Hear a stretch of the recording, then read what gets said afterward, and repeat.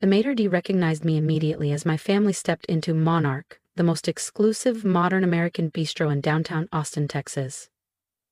I saw the flicker in his eyes, that pause of recognition. But he remained composed, professional. "Good evening," my sister Caroline said, her tone effortlessly superior. "Reservation for the Caldwell family, party of 4. I stayed a step behind, watching the familiar scene unfold, my parents and Caroline putting on a performance. The designer handbags, the custom suits, the pointed glances to see who might be watching. Appearances always mattered to them. They hadn't wanted to invite me tonight, but not having the eldest Caldwell daughter at my father's 65th birthday dinner, that would have raised questions in their social circle, and image was everything. "This way," the maitre d' said, guiding us through the stunning dining room. I noticed the discreet nods from staff, subtle acknowledgments they tried to mask. But I saw them. Caroline gave my outfit a minimalist navy dress, a once-overs. "I'm shocked you didn't show up in one of your thrift store pieces, Leah." Smiled. "Some of us care more about impact than price tags." She raised an eyebrow. "Right. How's that tiny condo treating you?" Before I could answer, my mother shot us a look. "Girls, not tonight. It's your father's birthday." Dad was already scowling at the wine list, muttering, "These markups are criminal." I bit my tongue to keep from laughing. I knew the real wholesale price of every bottle on that menu. "Leah should double-check the prices," Caroline muttered to Mom. "Wouldn't want her making a scene." That's when our waiter approached, Eli, one of my most trusted hospitality managers. I watched as my family barely glanced at him, registering him only as staff. Dismissed. Invisible. "Can you even afford this place?" Caroline scoffed. "Maybe just order a side salad." Then Ellie spoke. "Welcome back, Miss Caldwell. I apologize. Your usual table was taken by another guest, but I hope this one is to your liking." Dad coughed mid-sip. Mom's hand twitched, knocking over her silverware. Caroline's smirk froze like glass. "It's perfect," I said, turning to Eli with a calm smile. "Would you care for your regular wine, Miss Caldwell?" he asked, as if this weren't the most deliciously disruptive moment of my year. "Yes, the 1990 Meru's Reserve." Dad turned ashen. That bottle cost more than one of his quarterly golf trips. "Leah," Mom's voice cracked slightly. "What is going on?" I took a long, slow sip of water, then folded my hands in my lap. "Nothing, really, just dinner." I paused. "Though I suppose it feels different when the beggar owns the building." "Oh, didn't I mention," I said, swirling the wine in my glass. "I bought Monarch 6 months ago, along with the entire Silverstem restaurant group." Caroline's mouth opened, then shut again like a stunned fish. But you live in that tiny condo, and you shop at normal places," Mom added, baffled. "Because I choose to," I replied evenly. "Some of us don't need designer logos to feel accomplished." Eli returned, presenting the wine with expert flourish. "An excellent choice, as always, Miss Caldwell. Shall I have Chef Murray prepare your favorite chocolate souffle for dessert?" "That would be lovely," I smiled. "And please bring us the full tasting menu. It's a special occasion after all." He nodded and disappeared into the kitchen. Silence settled like fog across the table, the kind that drapes over people who realize they've spent the last 20 minutes mocking the person signing the staff's paychecks. My phone buzzed, likely an update from our London partners finalizing the Mayfair expansion. But I ignored it. Tonight wasn't about the business. It was about this moment. This beautiful, awkward, satisfying moment.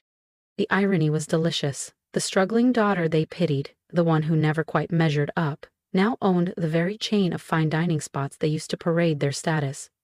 And I hadn't said a word until now.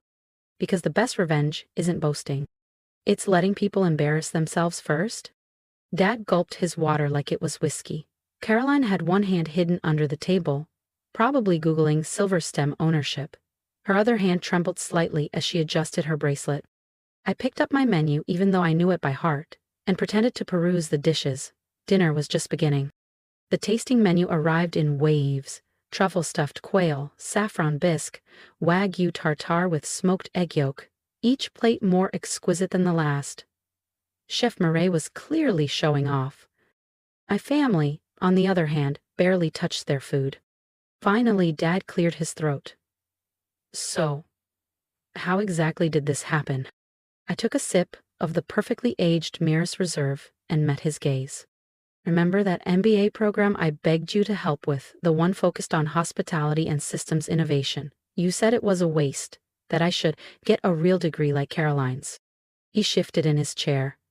Caroline stared a little too intently at her untouched foie gras. Well, I continued, turns out there was a market for reinventing fine dining operations. I built a scalable model with predictive analytics, AI-driven service mapping, and vertical integration. Mom blinked slowly. In English, Leah? I smiled. I made luxury restaurants more profitable without compromising experience. We now own 32 restaurants across 3 continents. Her fork slipped from her fingers and clattered onto her plate. 32? Yes. Including La Maison in Paris. Le Cercle in New York. I turned to Dad. And that little spot in London, where you and Mom celebrated your anniversary last year. He went pale. You bragged about how impossible it was to get a table. Caroline flushed a shade deeper than the burgundy velvet booths around us. I signed off on your reservation myself. And then I picked up my wine glass again, savoring the moment, because for once, I didn't have to prove anything. They were sitting in it, living it, and now, they finally saw me. That's why they seated us immediately when I dropped the Caldwell name, Dad muttered, eyes narrowing. Indeed, I said, setting down my glass. Though you really shouldn't be rude to the staff here. I let that sit a moment before adding, they tell me everything. As if summoned, Eli returned with the next course, a beautifully plated scallop dish that shimmered with golden beurre blanc and delicate edible flowers. This is Chef Murray's newest creation, he said, placing the plates down with care. She'd like your opinion, Miss Caldwell, before it's added to the seasonal tasting menu. Dad blinked. Not because of the scallop, but because he was beginning to understand. The same man who once told me I was wasting my future by chasing glorified hospitality instead of joining his investment firm was now sitting in a restaurant I owned, watching a chef seek my approval. I took a bite, flawless as expected, and dabbed the corner of my mouth. London opens next month, I said casually, reaching for my water. We're already booked solid through September. Mom's voice was barely a whisper. But you said you couldn't afford to join us for our London trip last summer. I was there, I replied, overseeing final construction details on the new flagship. I just stayed in my penthouse instead of the family's hotel. Caroline's phone buzzed on the table. Probably one of her socialite friends texting something breathless like, "You're at Monarch with her?" She didn't look up. Is that why you never upgraded your apartment, she asked, or bought anything designer? I prefer to invest in things that matter, I said, like paying my staff the highest wages in the industry, giving them health benefits, tuition reimbursement. I let that sink in, creating something real instead of just flaunting wealth. The sommelier arrived with another bottle and leaned in discreetly. Miss Caldwell, the investment group is here again. They'd like to speak with you. I smiled. Tell him the usual, Philippe. He gave a respectful nod. Not for sale at any price. Dad stared. Investment group? Morgan Stanley, I said simply. They've been trying to acquire the chain for months. Last week they offered 12 times earnings. The way his face changed, an investment banker watching the daughter he dismissed as a creative liability become the architect of a multi-continent empire, was priceless. Mom leaned forward, softening. Darling, why didn't you tell us? We'd been so worried about you living so immodestly. I gestured around the dining room. Every detail, from the hand-blown light fixtures to the custom marble floors, had passed through my hands. Because success isn't about how loudly you announce it, Mom, I said. It's about building something that matters, something that lasts. No trust fund, no family connections, just grit. Caroline's expression had morphed from judgment to calculation. Oh, she said, her voice syrupy. About getting reservations. Still need to be made in advance, I cut in with a smile. Then I raised my glass and said nothing more. Because sometimes silence speaks loudest. If you've ever dreamed of turning quiet strength into something unforgettable, subscribe now, because the next part of Leah's journey proves that owning the room is only the beginning. Your name doesn't guarantee special treatment anymore, I said lightly, lifting my glass. In fact, I added with a sweet smile, you might notice some of our restaurants are mysteriously booked next time you call. The dessert cart arrived then, led by Eli himself. At the center was Chef Murray's signature soufflé, delicately risen, perfectly timed. It was paired with a 1989 vintage port that easily cost more than Caroline's newest designer purse. "Happy birthday, Dad," I said warmly, raising my glass again. "Consider dinner my treat." I let the next sentence land like velvet. "As it's been every single time you've dined in one of my restaurants for the past year." It wasn't just about ownership anymore. No, the most satisfying part was knowing they'd been eating at my tables under my name, never realizing they were on my tab the entire time. The port was excellent, almost as excellent as watching my family choke down their pride with their dessert. As coffee was served, the dynamic shifted palpably. The quiet arrogance that had filled the table an hour earlier had evaporated. Caroline tried flattery instead of insults now, asking about culinary trends and smiling too brightly. Mom kept name-dropping friends she claimed would love to invest in my next big thing.